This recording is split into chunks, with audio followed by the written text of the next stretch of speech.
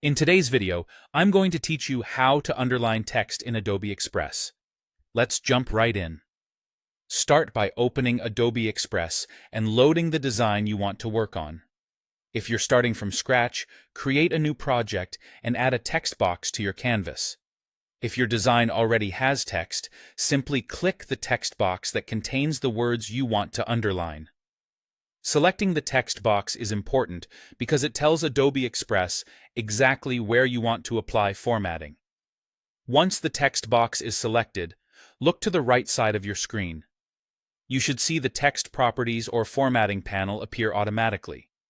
This panel is where you control the look of your text, including font, size, color, alignment, and more. If the panel doesn't immediately show up, make sure the text box is actually selected, not just the background or another object. You can also click Edit in the small toolbar that appears near the selected text to open the full set of text controls. Inside the Formatting panel, locate the Underline control. It's typically represented by a U with a line beneath it, and may appear as a button or a toggle, depending on your version of Adobe Express.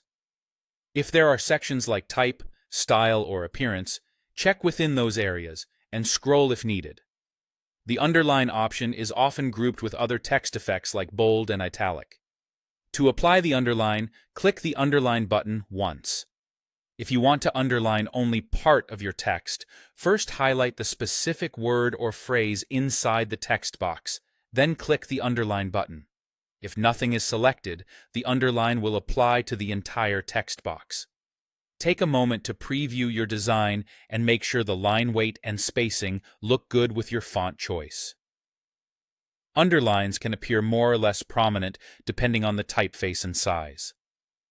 If you change your mind or want to tidy up your layout, removing the underline is just as simple. Click the Underline button again to toggle it off. You can apply and remove the underline as many times as you like while fine-tuning your design, which is especially helpful when balancing emphasis across headlines and subheadings. That's all there is to it. Select your text, open the Formatting panel, find the Underline option, and toggle it on or off. With this quick tool, you can add emphasis and improve readability without overcomplicating your layout.